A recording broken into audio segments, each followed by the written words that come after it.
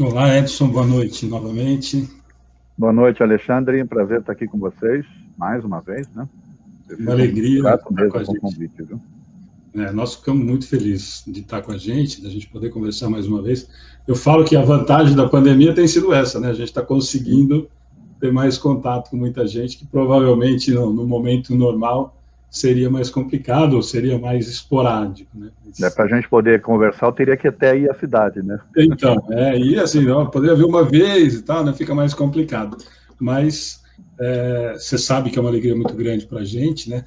Aliás, para quem não sabe, o Edson escreve para a gente agora toda quinta-feira, né? Isso. E hoje nós deixamos o artigo justamente sobre o assunto que nós vamos conversar hoje por aqui. Eu estava comentando um pouquinho antes da gente começar com o Edson, que foi surpreendente, porque a gente, né, Edson falou, mas será que a gente pode colocar um texto polêmico para a gente na página e tal? Eu falei, claro, mesmo porque, assim, a gente vai conversar muito disso, mas algumas pessoas podem achar polêmico, né, Edson? Mas a gente teve um feedback das pessoas que leram o artigo hoje muito positivo, e a gente vai, claro, conversar sobre isso durante a noite, mas de um assunto, eu falei para você isso, né, quando eu li o artigo e você falou, nossa, isso é uma palestra de 2010, e eu li esse artigo há um bom tempo atrás, quando a gente falou de fazer isso, já quase no começo do ano, né,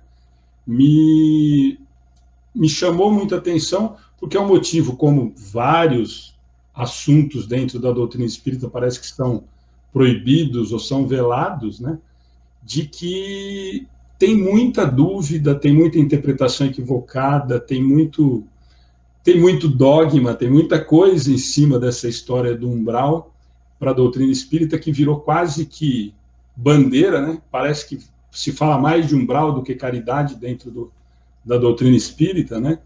E quando eu li, por isso que eu te falei, quando eu comentei com você, quando eu li o artigo que a gente publicou hoje, que você tinha colocado, acho que foi no Kardec, né, no Espiritismo com Sim. Kardec, que me chamou muita atenção e que eu acho que é extremamente importante. E como eu te disse, a gente estava comentando, assim, minha surpresa foi de que muita gente falou, nossa, acho que agora clareou algumas coisas em relação a isso. Então, antes de mais nada, de agradecer muito de estar com a gente e de se propor a falar disso, né? Porque é aquilo que a gente falou, tem muita gente que, mas é melhor não falar disso, melhor não falar daquilo, né? E aqui no Amigos do Bem, você já viu que nós adoramos polêmica, né? Nós adoramos falar de assuntos que nós precisamos conversar, gente. Se nós falamos, nós batemos no peito, né, Edson? Ou, falando que a doutrina espírita consegue responder ou tem resposta para quase tudo que a gente questiona, eu acho que não tem assunto muito proibido, né? Pelo contrário, e deveríamos questionar mais até, né? É isso? Então, como eu falei para você, na verdade é uma palestra que eu fiz em 2010, comecinho de 2011 ali, logo que saiu o filme, porque as pessoas que eu conhecia, né, que iam assistir o filme, eu ainda não tinha visto o filme, tá? E as pessoas que iam assistir voltavam, ai meu Deus, eu não quero Tumbral, que coisa horrível. Eu falei, gente, mas por que essas pessoas acham, primeiro, que vão para um Umbral? Essa é a primeira pergunta, né? E segundo, o que é que elas viram, né? Então, Que estão aí tão eu fui ver, assustador assim. aí eu fui ver o filme. Inclusive, na minha palestra, eu começo com um trechinho do filme, né? Ali que eu editei um pouquinho. E você para olhar aquilo, você fala, bom, quem leu o Inferno de Dante, quem assistiu outras coisas, vamos ver que ali foi mais ou menos isso aí. E na verdade, o papel, né, da pessoa que faz o roteiro, que promove um filme, é o de impressionar mesmo, tá certo?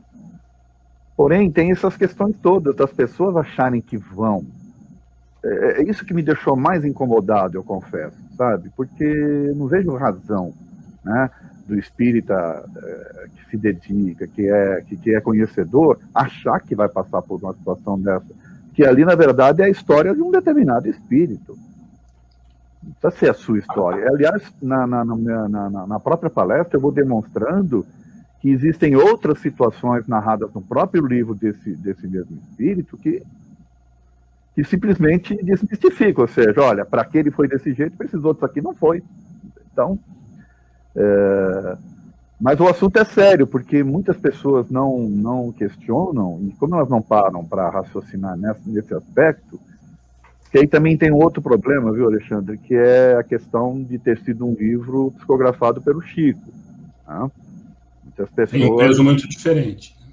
E as pessoas olham aquilo como algo assim, não, é intocável, não se pode questionar. Só que as pessoas esquecem que era no início da carreira do Chico. A primeira edição desse livro foi publicado pela FEB como um romance. Na segunda edição é que eles tiraram o título ali da categoria romance. Entendeu? Por quê? Porque o livro começou a vender muito, né? Aliás, é um dos livros mais lidos no meio espírita, né? Traduzido, inclusive, para vários idiomas. E, pelo fato de existir essas figuras, né? Só que as pessoas não param para pensar no espaço-tempo e na capacidade e no conhecimento que o próprio Chico tinha de espiritismo na época. Tá certo? Então, são questões aí que tem que ser pensadas, né? Porque o espírita, ele tem que pensar, ele tem que raciocinar, ele tem que buscar informações para poder ter uma base mais sólida, né? Da doutrina. E sempre trazer, né? A gente conversou disso, inclusive no outro bate-papo, e a gente sempre acaba tocando nesse assunto quando a gente conversa, e eu sempre falo isso, as pessoas que acompanham a página vão dar risada, que eu sempre brinco que nós, espíritas, falamos que nós temos a tal da fé raciocinada, e a gente não raciocina nem para falar essa frase. Né? Nem para falar que nós temos a fé raciocinada, a gente não raciocina.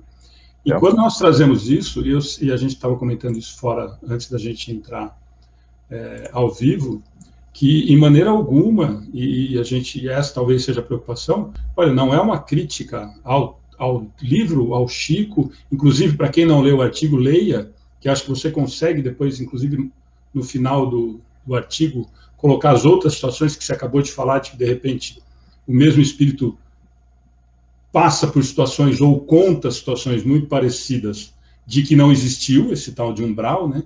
Mas para a gente começar de verdade o bate-papo, Edson, eu acho que assim, é o mais importante, né? Desculpa, eu achei que a gente já tinha começado. Brincadeira. Tem um assunto que eu acho que é de extrema importância e de que as pessoas ficam incomodadas quando a gente toca nesse assunto, e aí se justifica de mil maneiras, de que você, inclusive no artigo, chega a falar sobre isso.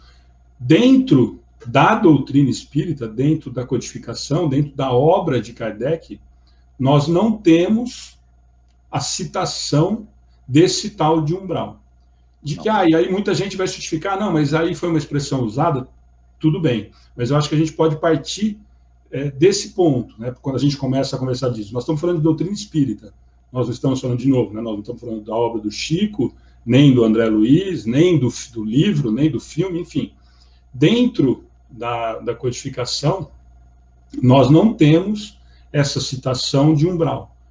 E aí, então, eu acho que partindo daí, eu acho que a gente pode começar a discutir em relação a isso. Quer dizer, então, mas aí surgiu de onde? É uma experiência, você já falou disso, quer dizer, olha, foi uma experiência pessoal desse espírito que identificou como isso, e você fala isso no artigo, né? Justifica a terminologia da palavra, enfim. Então, eu acho que a gente poderia conversar um pouquinho em relação a isso, quer dizer, da onde que vem, né? Por que então nós, espíritas, de uma forma geral, ou boa parte de quem se diz espírita, adotou, como eu falei para você, né, esse termo quase que mais do que a gente se fala mais de umbral dentro da doutrina espírita do que de caridade. A bandeira é caridade e nós falamos mais de umbral, né?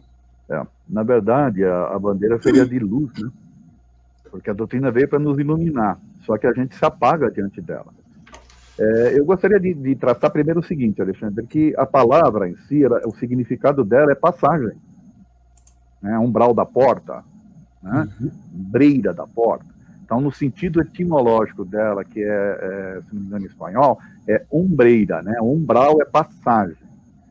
E também tem um outro sentido, que é na psicobiofísica, que é o da questão da incidência de luz, que deixa o ambiente, você sai de um ambiente iluminado para o outro, então o ambiente estava um umbral, né? Estava escurecido e tal. Então, nesse aspecto, o termo que tem que ser pensado como umbral é o de passagem. Aí, se você vai pesquisar nas obras básicas, na verdade eu encontrei uma citação, tá?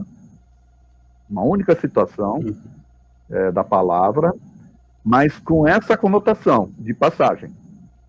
Né? Ela está na Revista Espírita, acho que de 1865, que é a Exéquias de um Espírita, que é o passamento, né?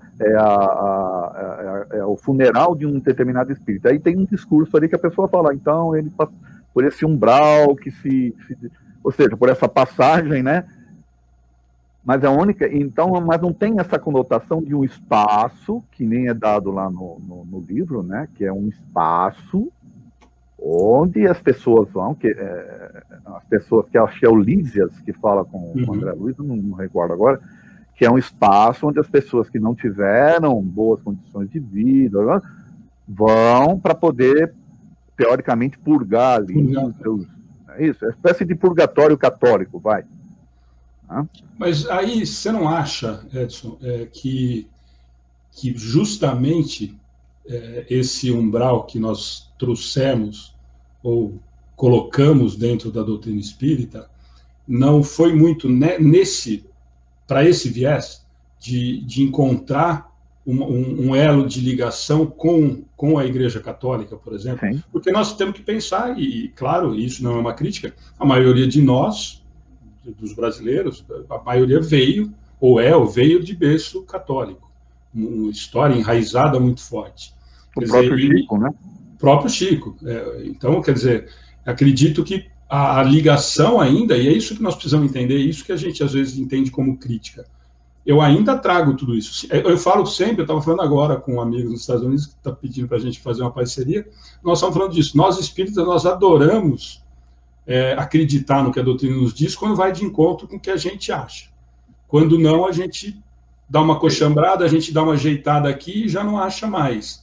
Então, assim, você não acha que isso foi muito nesse sentido? Quer dizer, eu preciso encontrar alguma... Ou a minha realidade encontra uma situação de que eu consiga encaixar o que me faz sentido?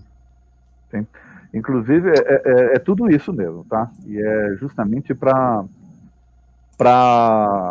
Eu diria que é para fazer uma espécie de conexão com as suas próprias crenças em relação àquilo que está vindo de novo. Você precisa acomodar as suas crenças, né? Com o que você entende até, né? Com o que fica palpável para você, né? Porque senão você teria que mudar demais as suas crenças. E nem todo mundo está preparado para isso. Então você encontra aí um meio termo. Tá? O problema é que, como eu falei, né? Esse livro foi um dos mais vendidos, um dos mais traduzidos em vários idiomas, inclusive. E isso causou no meio espírita essa situação. Tanto que depois vieram algumas vertentes, tá? De outros autores, trazendo livros horrorosos. Livros que falam de abismo, que falam de escuridão, olha, livros assim, que é um filão que esse pessoal descobriu. Desculpa estar falando isso, tá? Uhum. Mas a doutrina espírita, infelizmente, tem esse lado aí do comércio dos livros, muito forte, e alguns médiums interessados, né, ou interesseiros, desculpe o termo também, acharam esse filão de falar de escuridão, de abismo, olha, então tem livros aí horrorosos. E de que nós adoramos, né? Nós adoramos a parte ruim, né? Jesus falava, vós sois luzes. Dependendo de como você olha as coisas, você pode iluminar sua alma ou tornar sua alma tenebrosa. E nós estamos, infelizmente, nós não seguimos Jesus, nós estamos obscurecendo as nossas almas com esse tipo de leitura. E outra coisa que as pessoas não param para pensar, Alexandre, é que a verdadeira vida não é essa, é a do plano espiritual. Tá? Então você acha que Deus criaria, né, uma situação para os espíritos, para que os espíritos ficassem numa situação dessa? Não faz sentido. Né? A verdadeira vida é aquela, e o estado natural nosso é de ser espírito. E nós vamos ficar numa situação dessa daí? A troco do quê? Porque se acha pecador, por exemplo, né? É porque tem todas essas coisas, essas questões das crenças que estão enraizadas, né, de pecados e culpas. E você não consegue. A doutrina está aí para te libertar dessas coisas, mas você não consegue. Você ainda encontra palestrantes, né, falando essas coisas de uma forma assim, muito funda, muito profunda. As pessoas saem do centro espírita, ao invés de saírem felizes e alegres, saem carregados, sabe, carregando. Não faz sentido isso. Né? E as pessoas esquecem dessa coisa. Nós somos luz. Por que eu vou apagar minha luz em função de uma crença? E esse é o grande problema também. Dependendo de como... A gente sabe, né, que o pensamento, ele é o combustível, ele é o fator de construção mental, né, de construção fluídica dos espíritos. Isso estudando a doutrina. Então, dependendo de como você pensa, você vai criar a situação. Às vezes você vai desencarnar e está ali um monte de mentor te esperando, tudo iluminado, e você não consegue. Por quê? Porque você criou a sua volta, face, né, das suas crenças, situações e que não te permitem. E não é a culpa, não são dos espíritos, a culpa é sua, porque você criou isso com base nas suas limitações e com base nessas crenças e com base nessas coisas que você escolheu trazer para dentro de você. Quando Jesus fala que o olho, né, é a luz da alma, é porque você escolheu trazer. Aí você pode iluminar a tua alma ou você pode obscurecer. O que é que os espíritas ou os mentores têm a ver com isso? Se você que está fazendo a sintonia, se você que está trazendo para dentro de você esse tipo de situação. Infelizmente, a gente tem no meio espírita isso, e de uma forma muito poderosa, tá? Poderosa mesmo, porque são poucos aqueles que conseguem sair fora desse lugar comum que se criou. Olha, a coisa é tão absurda, Alexandre, que tem livros aí mais recentes falando que o nosso lar, que antes era uma colônia pequenininha, na época do André Luiz, agora virou uma megalópolis. Porque todo espírita que desencarna quer ir para o nosso lar. De onde que a pessoa tira isso? Eu não quero ir para o nosso lar. Eu tenho certeza que você também não quer. Sabe, mas as pessoas vão tirando essas coisas, elas vão jogando esse tipo de informação, e as pessoas que não raciocinam vão lendo isso e vão achando que é isso. Entendeu? E se candidatam já para ir para o nosso lado, entendeu? Já quer comprar terreno. Né? Com os bônus horas. Mas, de novo, nesse aspecto, e você tocou nisso agora, Edson, em relação, inclusive, a esse tipo de trabalho, e é trabalho mesmo, né, de divulgação desse segmento, como nós brincamos, né, realmente isso dá ibope, né, a gente fala isso da mídia, da televisão, do jornalismo, e nós podemos trazer para a nossa realidade. Quer dizer, a coisa ruim dá muito mais ibope do que a boa. Isso também, você não acha que está muito vinculado a essa imagem, por exemplo, de que eu consigo... não sei se arrebanhar a palavra, mas é pesada, mas eu consigo arrebanhar o meu público, o meu rebanho em detrimento a esse tipo de coisa, com medo, de novo, em relação... Porque, para mim, a imagem que eu tenho, quando eu imagino de que nós estamos vivendo numa situação de prova e expiação, nós temos noção clara de quem somos, ou já deveríamos ter. Então, eu crio um ambiente de que, fatalmente, dentro dessa perspectiva, todos nós passaremos por aquele lamaçal, que nós estávamos brincando um pouquinho antes de entrar, que hoje o umbral de todo mundo é lama, é barro. E eu brinquei aqui, que nós estávamos falando, né? Tem gente que o umbral de uns é o paraíso de outros, né? Se for para a gente imaginar nessa situação, né? Eu falei para você, né? Tem gente que adora música sertaneja. Se fosse o meu umbral, um show de música sertaneja lotado. E tem gente que vai falar que está no paraíso. E você não acha que isso também, de novo, essa cultura desse tal purgatório, ou desse ambiente de que, olha, todos passaremos, não é uma forma de continuar essa política, entre aspas, do temor, do medo, do castigo, e aí eu consigo controlar de uma certa forma que aí eu realmente, é melhor eu não fugir da casinha? Não é melhor eu não deixar? A gente fala isso das outras crenças, nós não estamos vivendo isso dentro da doutrina espírita? Eu acho que sim, inclusive, nós estamos acabando, como é que eu ia dizer? Eu estou falando do movimento espírita de uma forma geral, né? você acaba criando vínculos com os líderes, com aqueles que fomentam esse tipo de coisa. Você cria uma dependência deles, entre aspas, né? Porque, teoricamente, são eles que vão te ensinar como sair disso, tá certo? E, sem perceber, você cria essa espécie de simbiose aí, essa codependência, ou essa dependência desse tipo de situação, e as pessoas se locuplentam. As pessoas que eu estou falando são essas que mantêm. Esta pessoa, eu não vou falar o nome aqui porque não interessa, mas esse que eu falei para você, que criou uma vertente aí de uma série de livros, hoje esse cara está vendendo proteção para o planeta, tá? As pessoas se associam. Olha o absurdo. Pessoas que acreditaram nele estão pagando hoje mensalidade lá para se tornar uma espécie de protetor do planeta, entendeu? Contra as forças do mal e tal. Gente, olha o nível que chegou a situação de pessoas que seguem determinados médiums aí, né? E que não usam o raciocínio.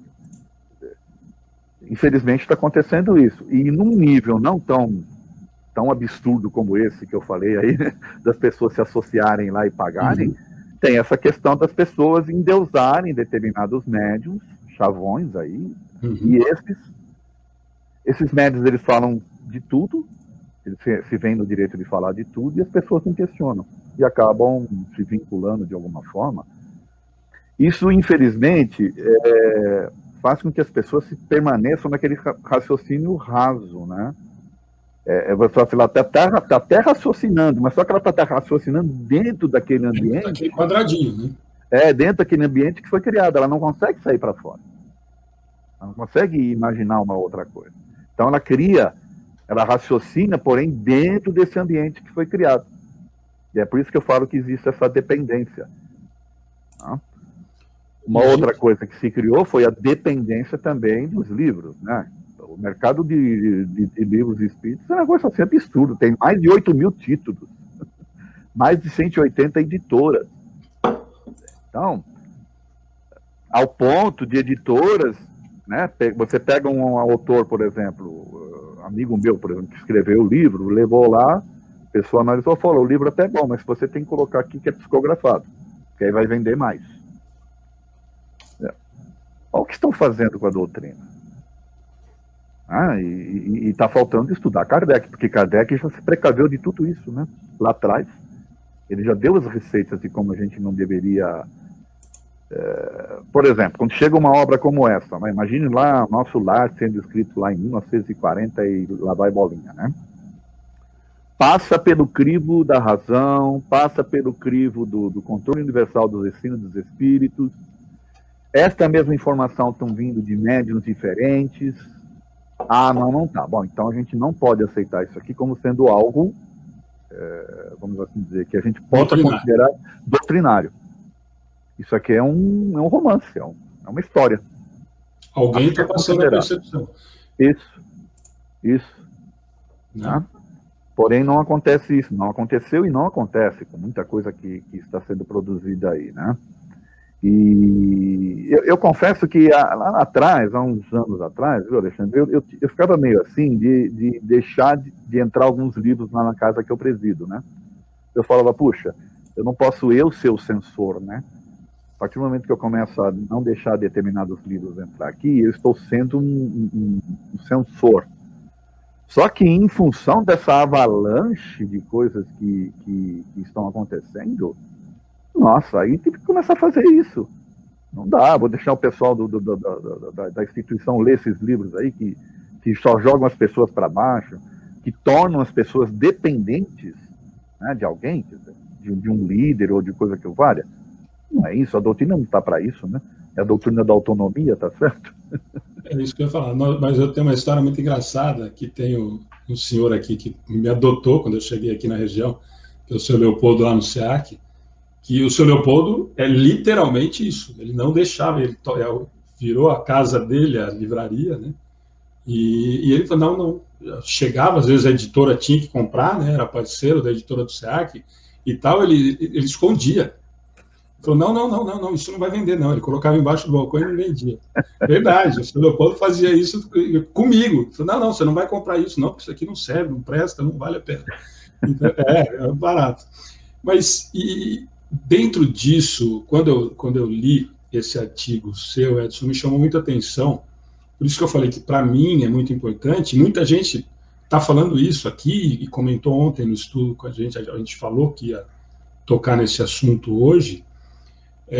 Quando eu li o título do artigo, já me chamou muita atenção, que é Desmistificando o Umbral, né? Porque é o que nós estamos falando, o umbral, para quase todos os espíritas que conheceram o umbral através dessa forma, né?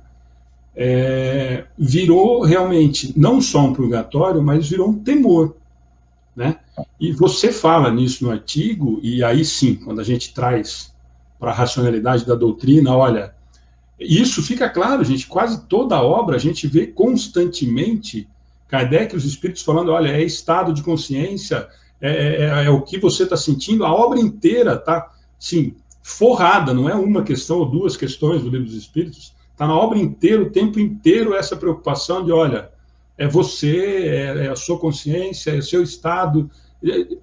E quando nós nos deparamos com isso, até hoje, assim, quando você fala de umbral, a primeira sensação é, Deus me livre, eu não quero passar por isso. Ou o que nós ouvimos inúmeras vezes, e você com certeza ouviu isso, mas a Terra já está vivendo um verdadeiro umbral.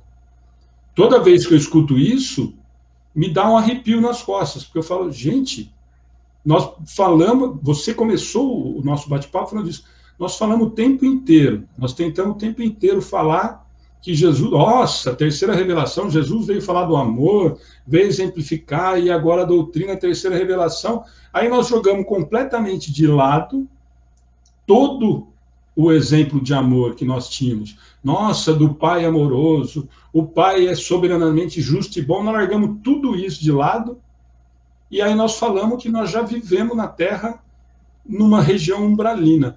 E, de novo, região umbralina para todo mundo não é, aí não tem nada a ver com o estado mental, com o estado de consciência, nada. Tem a ver com lama, com barro, com o estado onde nós vamos ver aqueles espíritos todos malvados, todos...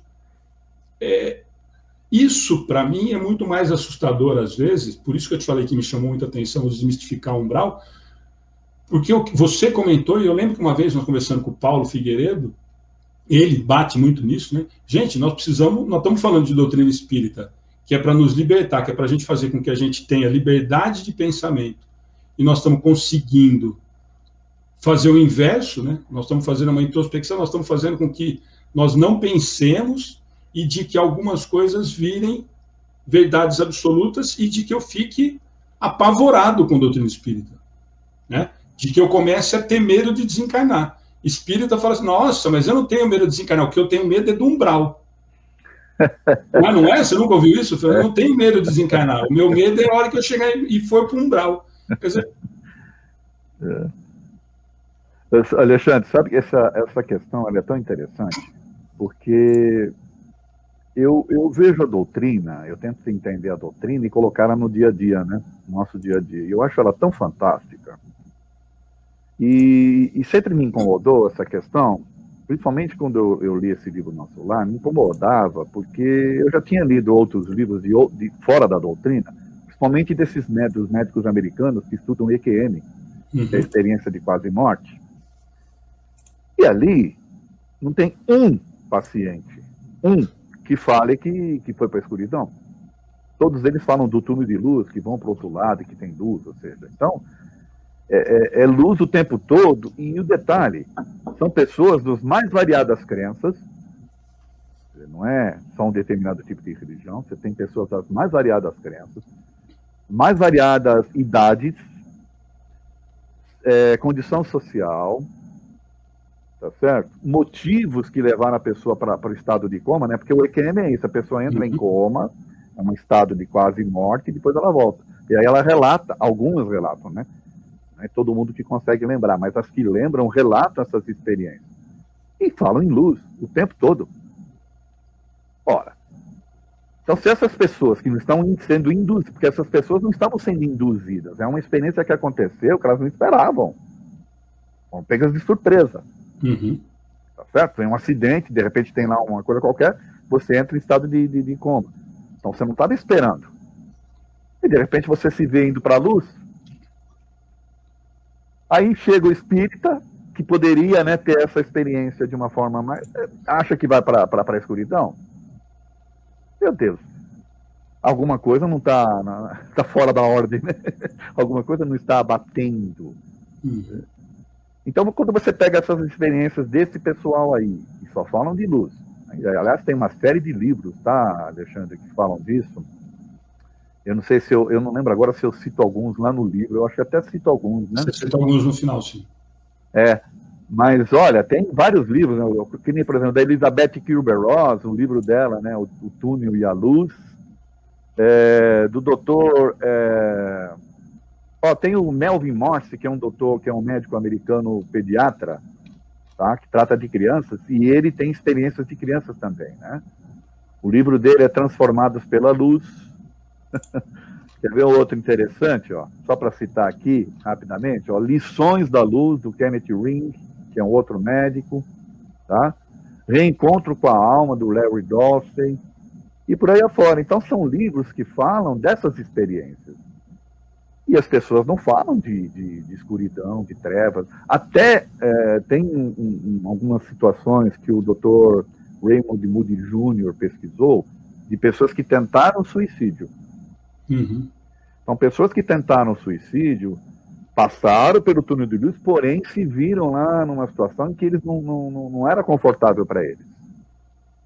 Aliás, que bateu a consciência, né? Quando retornam, eles retornam com as ideias modificadas, tá?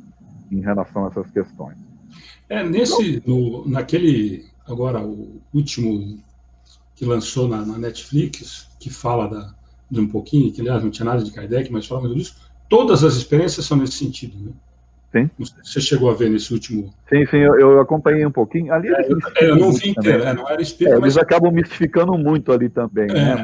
Mas todos os relatos são nesse sentido, né? Os livros que você citou aqui no artigo, eu abri aqui agora, é O Túnel e a Luz, da doutora Elizabeth, que você comentou, A Luz do Além, Dr. Raymond, Transformados pela Luz, e Mais Perto da Luz, Lições da Luz. Isso.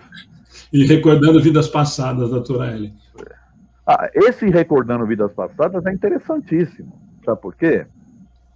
Porque a doutora Ellen, ela levou os pacientes... Aí é diferente da EQM, tá?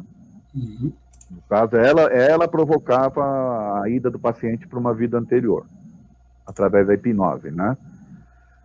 E aí ela constatava o seguinte, uma série de coisas nessas vidas que ela pesquisou. Primeiro, morrer não era ruim.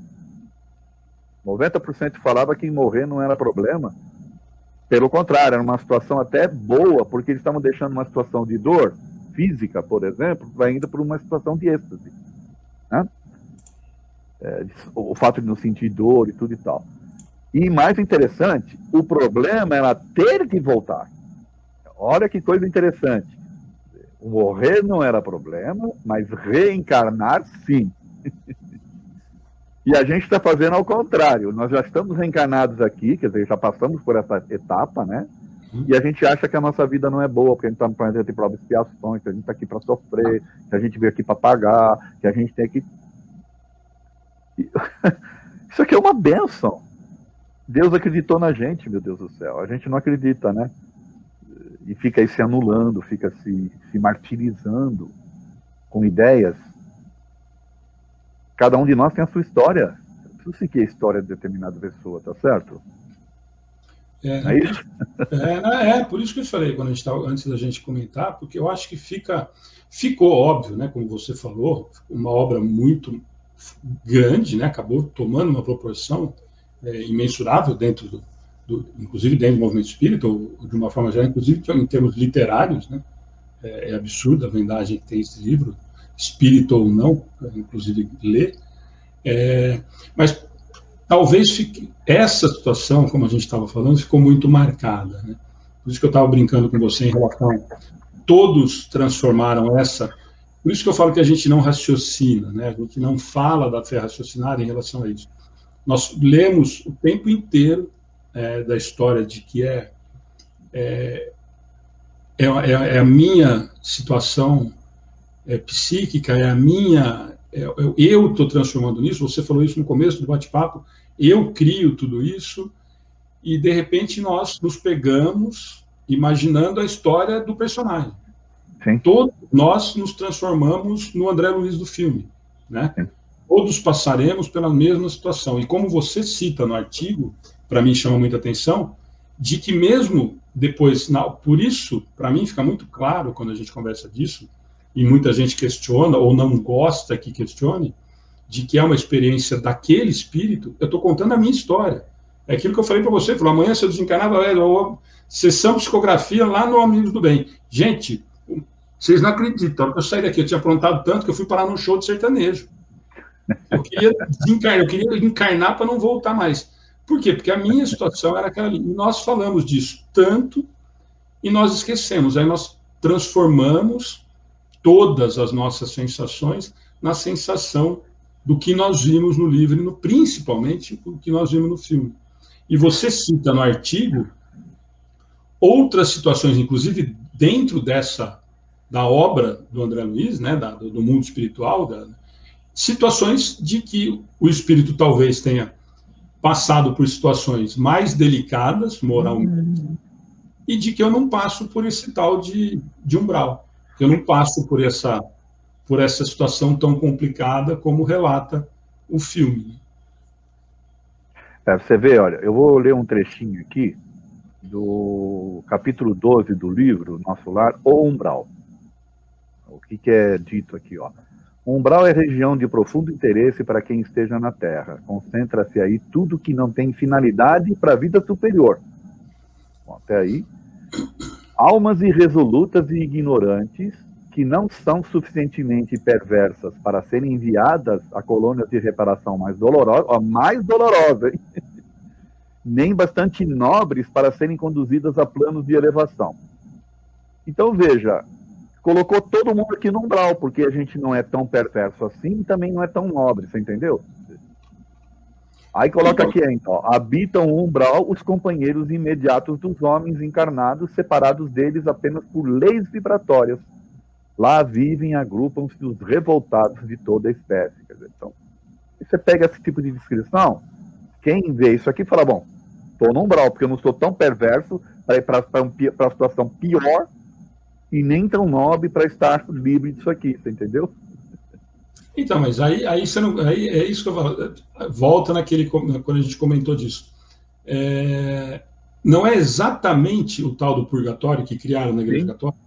Sim, exatamente. Aliás, quebraram o galho, né? Eu sempre tem gente que briga comigo quando eu falo isso. A Igreja Católica quebrou o galho e arrumaram o purgatório.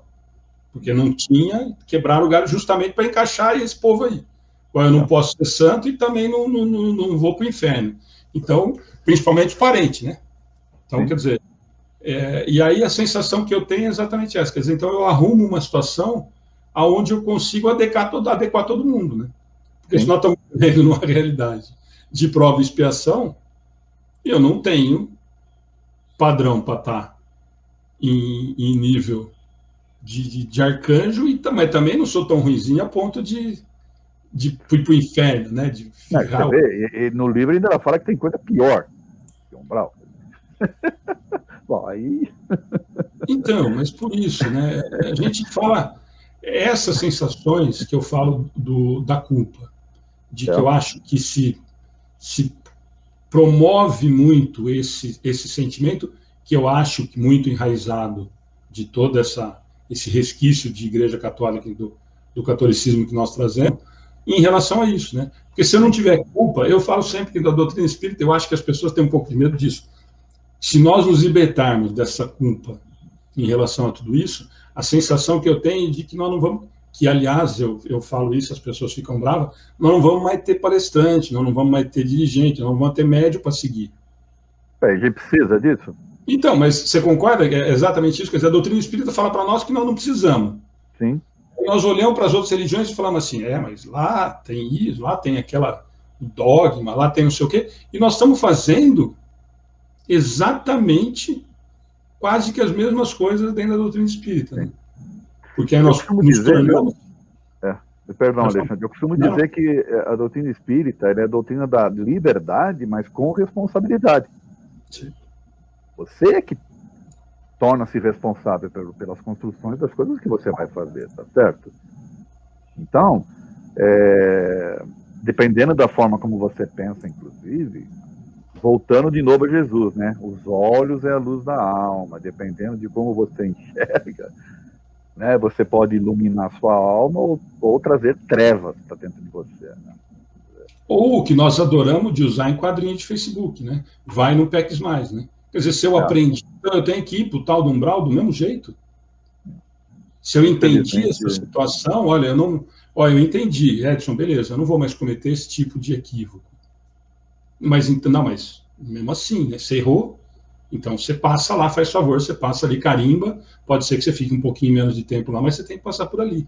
Quer dizer, então, é isso aquilo que quando você começou a falar em relação a que nós esquecemos Jesus em relação a isso, muito me incomoda nesse sentido, porque nós usamos, é aquilo que eu te falei, nós usamos o que nos é conveniente em relação ao que a doutrina encaixa para o que eu gosto, e para o outro lado, que nem nós começamos aquela vez, não fala de aborto.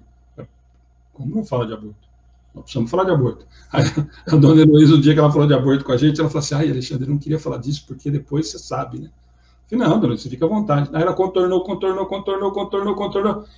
Faltava 2 minutos para acabar, para ela fazer as considerações finais. Ela falou, quer saber? É o seguinte, ó, quem é a favor do aborto não é para ficar sem espírita, coisa nenhuma. Pode ir para casa e sai daqui. Eu falei, não, estava indo tranquilo, estava indo sossegado.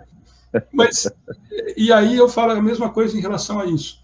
Eu falo que o que a doutrina espírita talvez tenha de tão consoladora, quando a gente se depara com essas situações, vou repetir que eu falei dos desmistificando o umbral, é nesse sentido, quer dizer, nós todas, ou a maioria das pessoas que chegam à casa espírita, que nos procuram, ou que vão fazer atendimento fraterno, ou que estão passando por uma situação, todas chegam extremamente temerosas em relação a esse tal de umbral.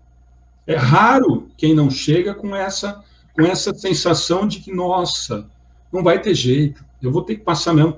E a sensação que eu tenho, Edson, não sei se você tem a mesma, é que quando eu olho isso, me dá um desânimo, às vezes em mim, você fala assim, nossa, se tiver certo isso, eu estou enrolado, porque então nós estamos fazendo tudo que nós estamos tentando acertar e nós vamos ter que passar pela mesma situação, todo mundo igualzinho. Nós não somos únicos, então é mentira. Tudo aquilo que nós entendemos da doutrina espírita, de que nós não somos seres individuais, então, se nós somos todos iguais e vamos passar pela mesma situação, nossa, agora então... Mas aí você vê, Alexandre, que o Lísias, né, aquele texto que eu acabei de ler aqui, ele coloca dessa forma, tá certo? Aí todo mundo acha que vai. Só que depois você começa aí vendo no próprio livro, você vê que tem uma situação diferente. A moça lá, que não ficou nessa situação. Aí depois você tem uma outra situação, logo no livro seguinte, que é Os Mensageiros, você tem algumas situações ali que também não fazem o menor sentido, né? De pessoas que estão dormindo. Cadê o umbral dessas pessoas? Elas desencarnam, acham que vão dormir, porque tem que esperar o juízo final. E cadê o umbral? Aí falar, não, assim que elas acordarem, elas vão para o umbral. Fala, peraí.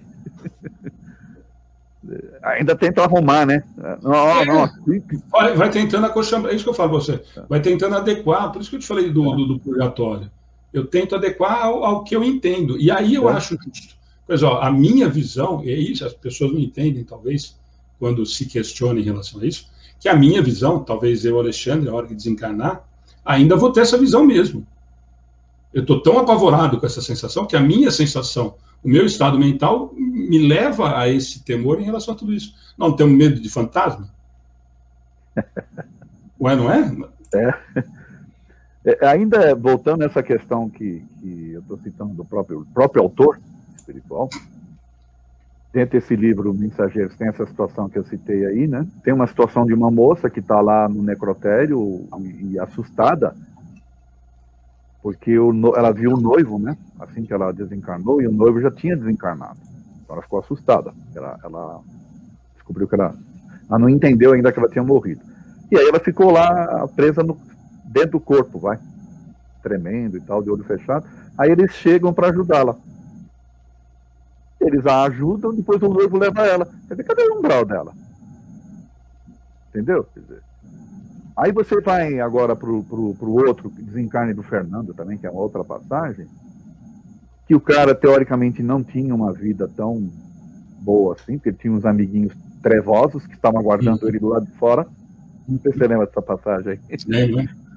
A mãe, ele vai receber o socorro porque a mãe pediu e a mãe merecia.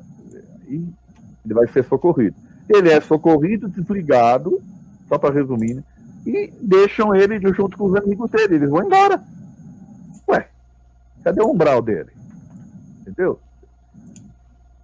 Mas o que mais me deixa, que eu acho que inclusive contradiz tudo, o resto, é o livro E a Vida Continua. O livro inteiro. Porque a história do livro E a Vida Continua, segundo o Emmanuel, no prefácio, é uma história verídica.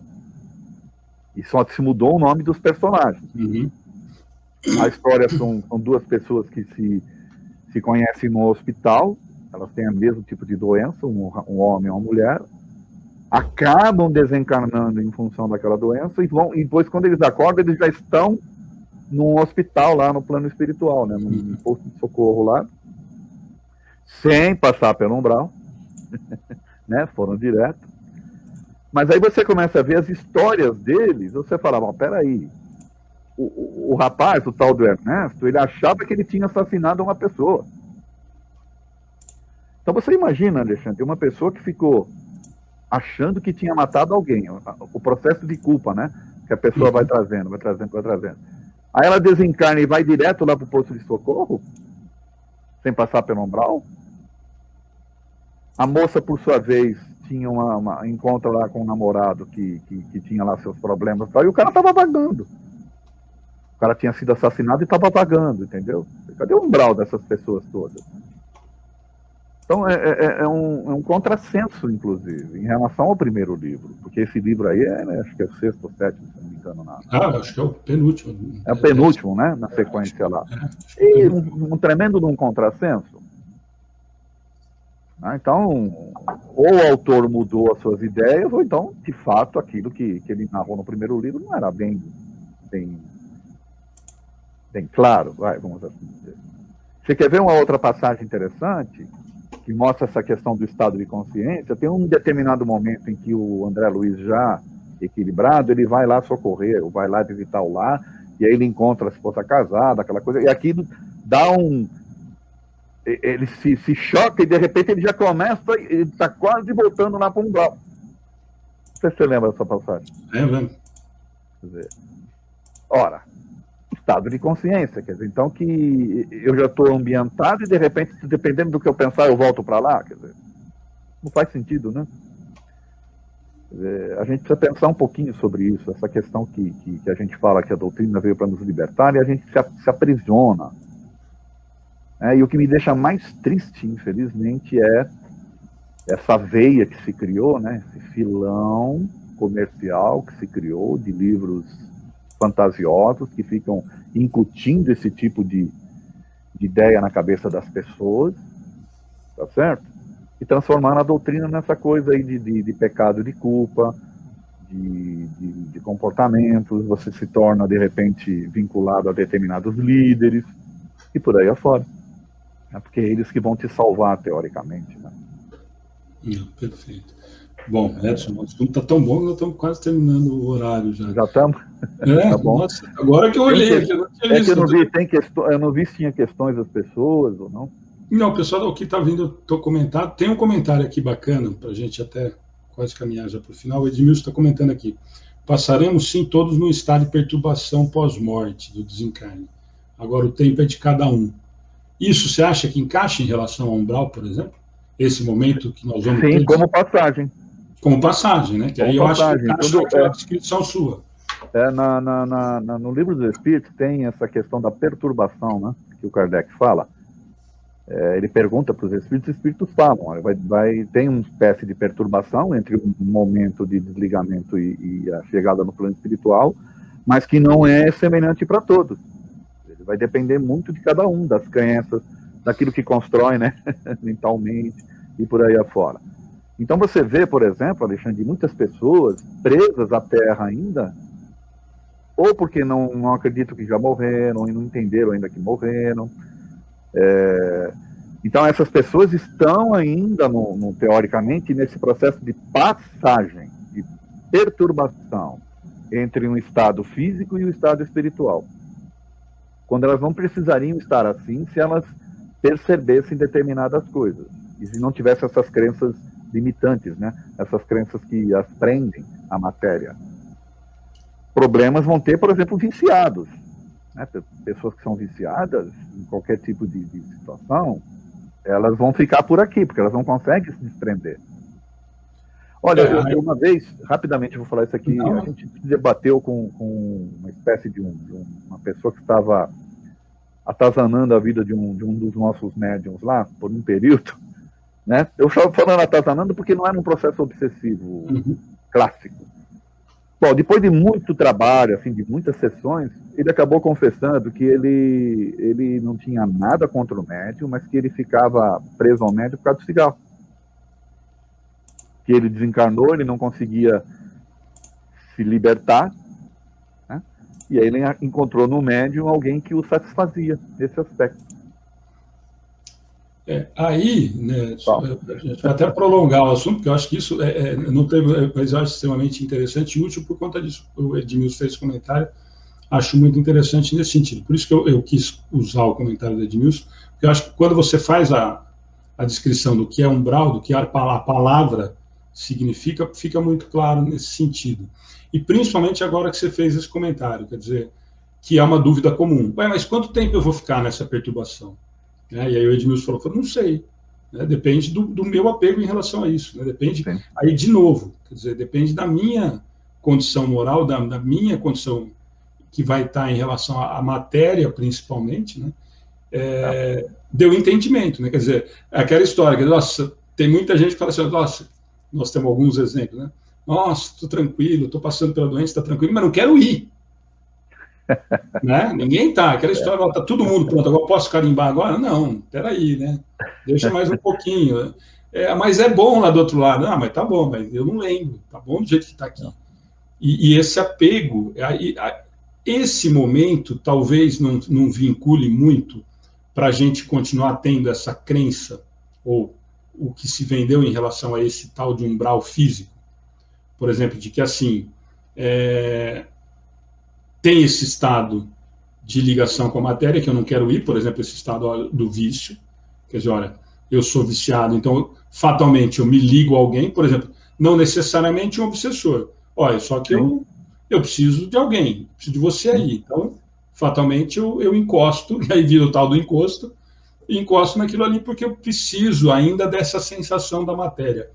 Você não acha que essas situações ainda talvez colaborem para esse entendimento equivocado do que é esse umbral ou do que é esse período de perturbação, por exemplo?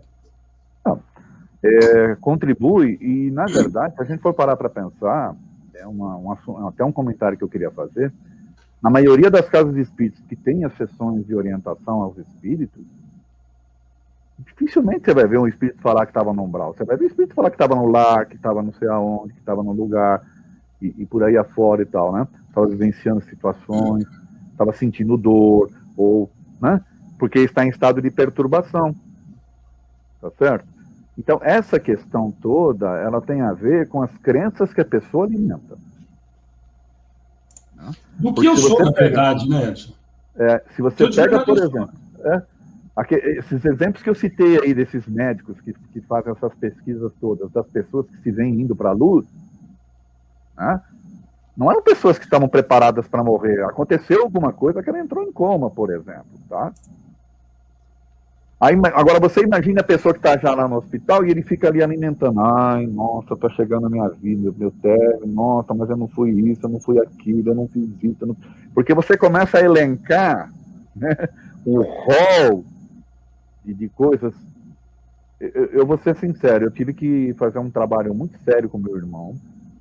Meu irmão não era espírita, ele estava num processo de desencarne. E ele começou a lembrar de coisas sabe? Que ele começou a se culpar por coisas que não fazia sentido. Por que você vai se culpar por um negócio desse? Você não sabe, nem sabia da existência disso ou que isso iria acontecer quando você fez? Poxa, não faz sentido. Então é um processo que a gente tem ainda trabalhando essa questão das crenças que estão enraizadas, de pecados, de culpas, que a gente está aqui para sofrer, para pagar e por aí afora, que não faz as pessoas imaginarem que elas sejam luz e que elas possam ir para a luz. Esse é o grande problema. Nós precisaríamos falar mais sobre coisas de luz, entendeu? Mais palestras, né, para aliviar as pessoas, em vez de ficar fazendo essas palestras que carregam, né, carga de culpa das pessoas, meu Deus do céu. E nós estamos fazendo isso na doutrina espírita, infelizmente. Mas por isso que eu queria comentar justamente isso, quando a gente começou o bate-papo, você falou disso, e acho extremamente importante. Primeiro, porque realmente a gente tem deixado muito de lado, né? Essa questão de Jesus, ou os ensinamentos e tal, nós estamos deixando muito abafado o negócio, né? E quando nós falamos disso, eu queria até terminar com isso, que você terminasse falando disso, nesse sentido, né? Nós falamos tanto que a doutrina é consoladora, que a doutrina consegue nos responder, que a doutrina consegue, talvez, nos preparar para esse momento de desencarne de uma forma... E o Alexandre travou. Eu vou seguir aqui, porque o Alexandre travou. E eu queria só lembrar o Jesus mesmo que esteve conosco. O Jesus, quando esteve aqui, ele não foi estar ali com o Alexandre, eu estou continuando aqui, tá? Jesus não foi estar com os líderes, com os palestrantes da época, ele não foi com essa turma aí. Ele foi com o leproso, ele foi com a prostituta, ele foi com o Zaqueu, que era um agiota. Né? Ele deu atenção lá pro centurião, para curar Ou seja, Jesus veio trazer a luz para quem está ali nesse processo de sofrimento, de falta de entendimento das coisas. E a turma toda que se achava os donos da verdade, ele foi deixado de lado. Então é isso. Nós precisamos trazer mais Jesus para a gente e menos esses doutores da lei aí que ficam pregando o espiritismo. Ih, meu Deus, desculpa, vai. Perfeito. Mas é isso, Edson. Bom, agora 2 pessoas responderam aqui, o Edmilson ajudou, nós respondemos e tal, mas para a gente encerrar, porque muita gente nós comentamos, conversamos, umbral, existe, não existe? Nós falamos lá no começo que dentro da codificação, ou dentro da obra, nós não encontramos essa referência. Você cita no artigo, e você falou hoje no bate-papo, que é citado uma situação de que remete a essa passagem em relação a isso. Então, eu queria que você encerrasse nesse sentido, mas eu vou até me adiantar em relação ao que desse bate-papo a gente deu em relação, principalmente no final, né? De que, de novo, aproveitando o comentário do Edmilson, em relação a esse momento, essa passagem que nós vamos passar, acredito eu que aí sim, a maioria vai passar por esse momento de perturbação, você deu esse exemplo da experiência quase morte, por exemplo, como eu brinquei, quer dizer, a maioria absoluta de nós, imagino, que não está preparado ou não quer ir, então eu acho que nós vamos passar por esse período de perturbação, mais ou menos longo, aí sim, dependendo com isso, mas eu queria que você encerrasse justamente nesse sentido. É nesse sentido, é isso que a gente consegue entender em relação a, talvez, essa relação de passagem com o umbral, e principalmente que você encerrasse nesse sentido. Existe essa necessidade desse medo que o espírita tem de umbral? Então, tenho medo porque acredita. Então, se você perguntar assim para mim, o umbral existe? Para quem acredita nele, sim. Porque ele vai criar. Construção mental fluídica. Ele vai criar o seu próprio umbral. Tá certo? Então, para quem acredita sim, de fato não existe, porque dá um trabalhão danado lá no plano espiritual para os espíritos ajudarem essas pessoas. Tá? E pegando a etimologia da palavra como passagem, umbreira da porta, umbral da porta, eu passei de um estado material para o outro, então eu passei pelo umbral. Passei. Mas não o estado físico ou um físico não, mas um estado espiritual ali circunscrito, onde vai todo mundo, que nem o Lísias fala lá no livro, né? Vai todo mundo para lá e tal. Isso aí é criação católica que não cabe dentro do espiritismo. Pelo menos não esse que os espíritos vieram apresentar para Kardec. Porque os espíritos falam que, inclusive, o momento da morte é um momento de êxtase para o espírito, de bem-estar, porque você deixa para trás uma série de coisas e você volta para o seu estado normal, natural. Então não é para sofrer, pelo contrário. Então, está faltando ler mais, né, as questões que tem lá no Livro dos Espíritos, falando dessas coisas, explicando o que é. Eles dizem que o espírito anseia para sair do corpo, porque o corpo é uma prisão para ele. Só que a gente não acredita nessas coisas, né? A gente prefere acreditar nesses outros autores aí que trazem essas informações aí tenebrosas, infelizmente. Tá certo. Bom, Edson, de novo, te agradecer muito a disponibilidade de estar com a gente de novo, de tratar desse assunto que eu falei para você, que eu acho de extrema importância, como vários outros que a gente acaba não vendo, né? A gente acaba, eu falo isso, tem gente que fica brava comigo, mas já fica bravo mesmo, então. Eu sempre digo que nós nos habituamos a ver divulgação de doutrina espírita muito água com açúcar. Eu digo que ela não consola e também não explica.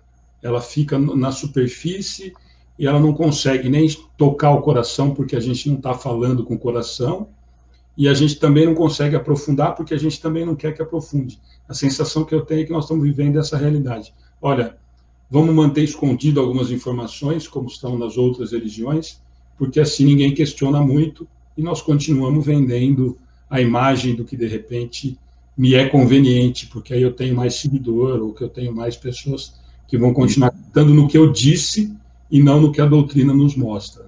Né? Isso aí. E vou vender mais livros. Bom, Edson, obrigado mesmo, viu? Obrigado a todos. Um prazer, espero ter contribuído, né, de forma positiva aí com todos vocês, tá bom? Não, eu, para mim, umbral, tô fora. Nossa, Dirceu está falando, é mais difícil encarnar do que desencarnar. Mas é isso? Exatamente. Gente, obrigado a todos que participaram. Edson, obrigado de novo, que a gente logo esteja... Foi um prazer, tá? Obrigadão. Obrigado a todos, gente. Boa noite.